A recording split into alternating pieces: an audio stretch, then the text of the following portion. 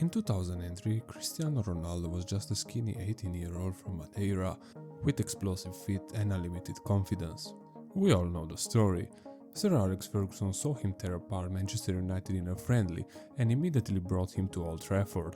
The rest? History. Or is it? But what if Ronaldo didn't go to Manchester United? What if he wore the same jersey as Ronaldinho? What if Cristiano Ronaldo joined Barcelona in 2003?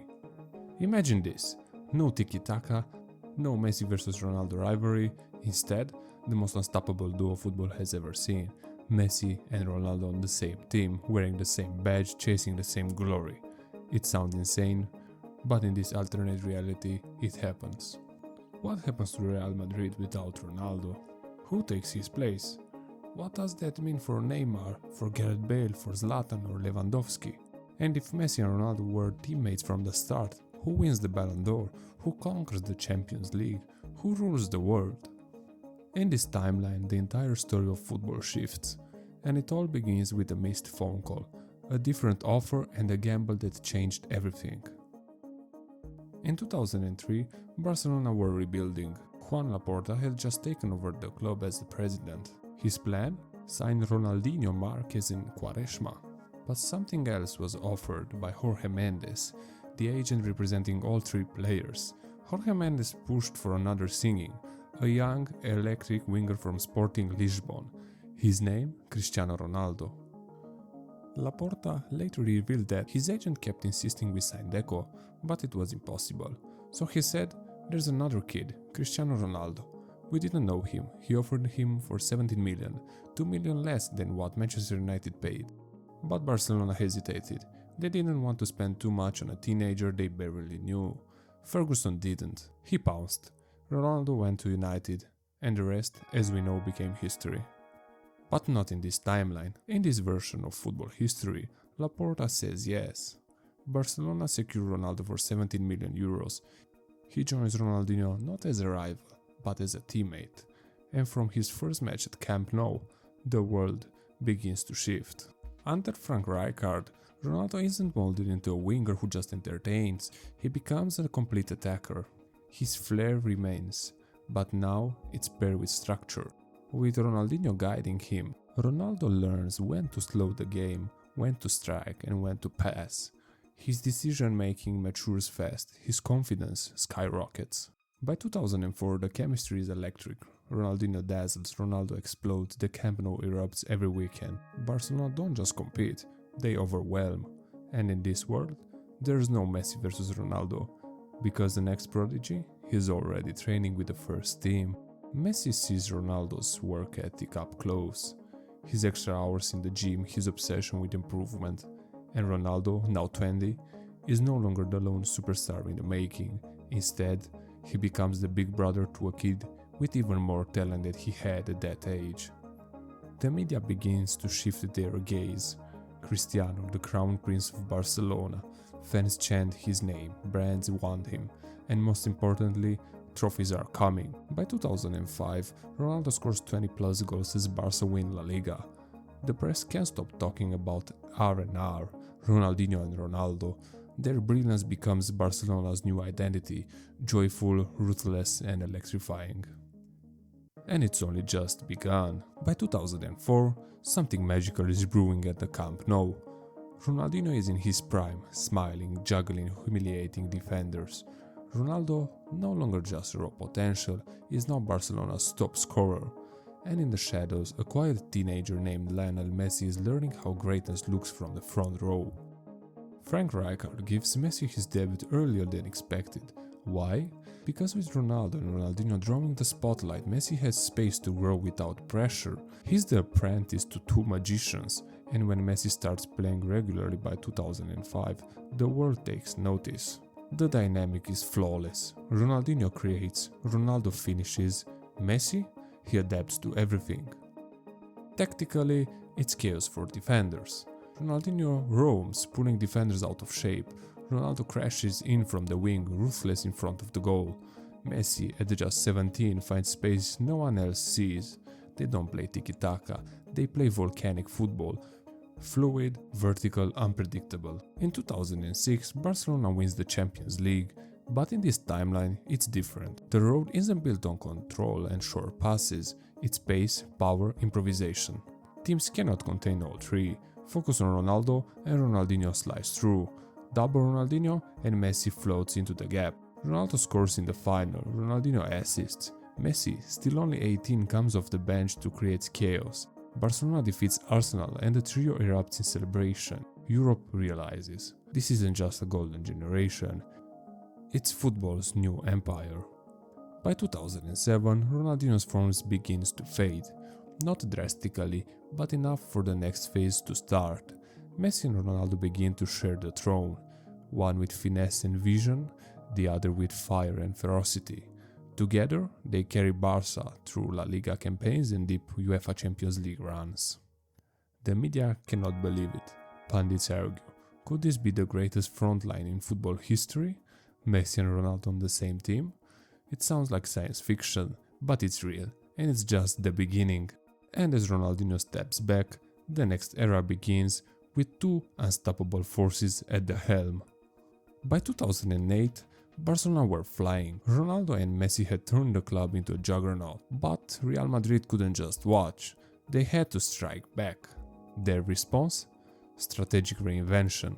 First, they lured Thierry Henry from Arsenal, not to Barcelona like in our timeline, but to Real Madrid. He delivers instantly, leading them to the 2008 La Liga title, pushing back against Barca's rise. Meanwhile, change is brewing in Catalonia. Ronaldinho leaves for AC Milan, making room for the next evolution.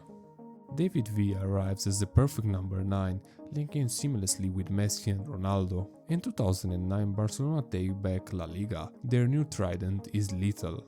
In Europe, Barcelona shine. After AC Milan win the 2007 UEFA Champions League, Barcelona claimed the 2008 Champions League, powered by Ronaldo's dominance, earning him his first Ballon d'Or. In 2009, they go back-to-back. This time Messi shines brightest and secures his first Ballon d'Or. Real Madrid answers in 2009 with a new wave. Kaká, Benzema, Xabi Alonso, and in this timeline they sign also David Silva, a fresh era of Galacticos. But 2010 brings a pause to the Spanish arms race.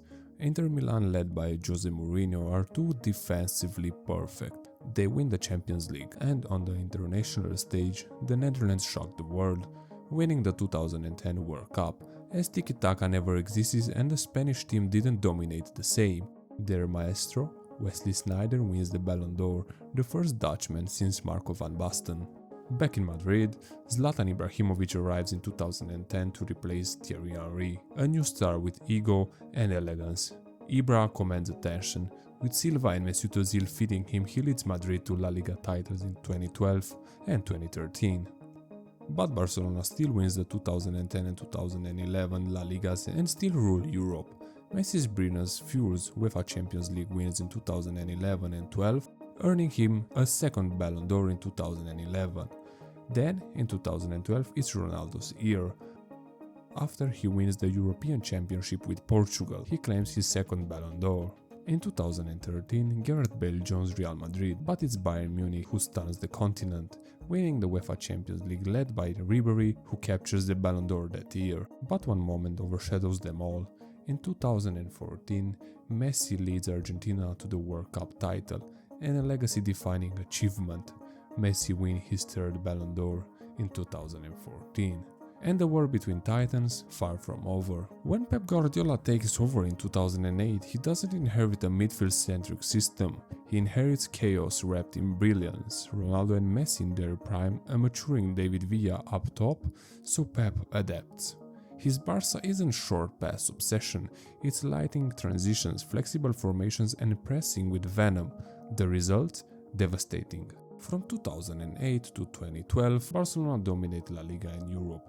They win Champions League titles in 2009, 11 and 12. Messi wins Ballon d'Ors in 2009 and 2011, while Ronaldo earns his second in 2012 after guiding Portugal to a stunning European victory. But in 2013 a storm brews in Madrid. After tracking him since a youth trial, Real Madrid signs Neymar from Santos. The trio is now complete: Bale, Neymar and Ibrahimovic, Madrid's terrifying front three. Also, Luis Suarez joins Barcelona after the departure of David Villa. Barcelona strikes first. In 2014, they reclaim the Champions League. Messi, fresh after a World Cup win with Argentina, wins the Ballon d'Or again. But then Real Madrid explode. They sign Robert Lewandowski from Borussia Dortmund in 2015. Ibrahimovic leaves for Paris Saint-Germain. In 2015, Bale, Neymar and Lewandowski delivered the La Decima, Real Madrid's most awaited 10th UEFA Champions League. Bale is unstoppable, Neymar surgical, Lewandowski clinical. The reward? Gareth Bale wins the 2015 Ballon d'Or. The power swings back again in 2016. Barcelona, fueled by Messi and Ronaldo, lift yet another UEFA Champions League trophy. This time is Ronaldo's year. His consistency, leadership and clutch goals earn him his third Ballon d'Or. In this alternate timeline, France defeats Portugal in the 2016 European Championship final, as Portugal is slightly rebuilding the team. In 2017, Real Madrid answers again. Neymar takes center stage, dominating Europe, dazzling fans and finally stepping out of Ronaldo's and Messi's shadow. Real Madrid win the Champions League and Neymar wins his first Ballon d'Or. Then comes the biggest twist of all. In 2018, Portugal wins the World Cup. Cristiano Ronaldo at 33 delivers the most iconic tournament of his career. He scores, assists, leads and lifts the trophy. Meanwhile, Real Madrid wins the UEFA Champions League once again, but Ronaldo wins the Ballon d'Or, his fourth. Bale finishes as runner-up. But even dynasties fall. In 2019, Jurgen Klopp's Liverpool rise. They defeat Barcelona in semi-finals and then Real Madrid in the final.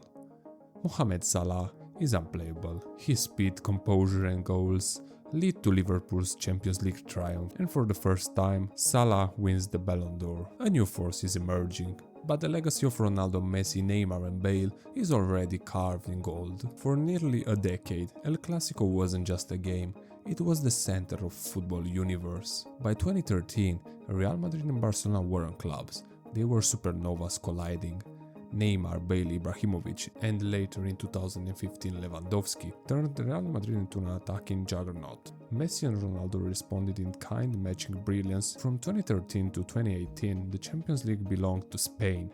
Between La Decima and 2015, Barcelona's return in 2016, Neymar's statement year in 2017, Ronaldo's World Cup in 2018, and Real Madrid's Champions League triumphs in 2015, 17 and 18, football lived and breathed through El Clásico.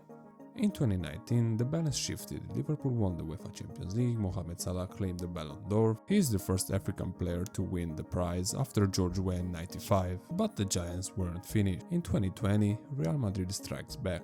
With Lewandowski at his absolute peak, they reclaim the UEFA Champions League title. Lewandowski scores 15 goals and finally receives the recognition he deserves, the Ballon d'Or in 2020. Then comes the moment no one expected, 2021.